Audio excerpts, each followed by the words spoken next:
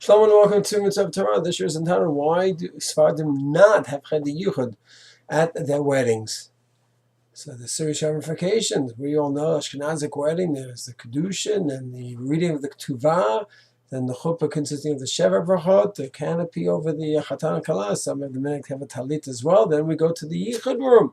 There's witnesses outside the Yichud room for a few minutes, and that is a makom ra'i l'biyah where he takes her into his home, and that completes the Nisuin. And Sephardim don't do that; they just go home at night. And Rav Yosef Zatzal says that that's why women don't have to cover their hair at the wedding night. Why? Because the Nisuin is only at the Yichud, and Yichud's only at home later. If they could only start covering, they only have to start covering the next day. But why don't they have the Yichud room? So the question is, why don't they, and how could they not? So first of all, you have the question, we make all the Sheva Brachos, aren't the Sheva Brachos an introduction to Chuppah, to Nisuin? And therefore, if they have the bracha, then 5 hours later at the Nisuin, going to Yichud is not simple. So Rav Yosef and Rabbi Omer and the Kut Yosef on weddings, which is called Servei Smachot, deal with the question and say, no, it's not a Birchas HaMitzvah, which has to lead right into the mitzvah of Yichud. It's Shevach Hashem. And the Shevach Hashem means on the wedding night, we praise Hashem with these 7 beautiful brachot. And on the wedding night, in a few hours, they're going to go to the Yichud room. So it's not Birchat HaShevach. It's not Birchat HaMitzvah that must be Samuch, that leads right into it. So that's why he says it can be that way. But there's another question. Not only why, but how can it be there's no Eidei Yichud? They go home at night. There's no one that stays with them to see that they went into the home at night. And here, by a typical Ashkenazic wedding, they do have that. There's witnesses outside the door, 6, 7, 8 minutes, to make sure they're in the room.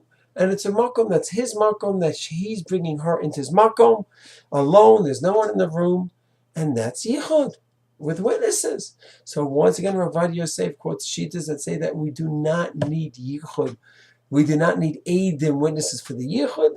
Eidim are needed for to sign the Ketuvah, of course, to watch the Kedushin, and they're not needed for the Yichud. And he says, this is the Sephardic minhag, and we will defend it. Well, now we explain how technically they could do it, because it's not a Birchat mitzvah, and you don't need Eidei Yichud, and they rely on those opinions. But why would they? So he says it sort of preaches it's not nice to go ahead and they're going into the Cheder Yichud and everyone knows they're going to be hugging and kissing in there. And it's just not nice, not tzniut, he says. And that's why he says for generations, Sephardic weddings were that way. And he says that those who are calling on the Sephardim to change, and he quotes Risocha Meir Zatzal from Negev, who wrote a whole tshuva against Rav Avadia, and why they should have Yichud room. He says, no, the Sephardic Masorah is not to have Yichud at the wedding. And the reason why is because it's not considered tzniut. And technically it could be done because the Sheva Brachos are not defined as Birchat HaMitzvah. Therefore it doesn't have to be samuch right away. And it don't need Eidei Yichud according to HaMasorah. And therefore, why it's done makes sense. Technically how it's done makes sense. We keep the Sephardic minhag, he says.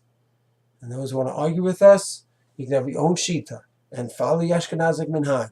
But don't try to change our Sephardic minhag, which goes back for generations, and it stands with clear halachic principles. So that's the explanation of why Sephardim don't have Yichud room at the wedding. Shalom.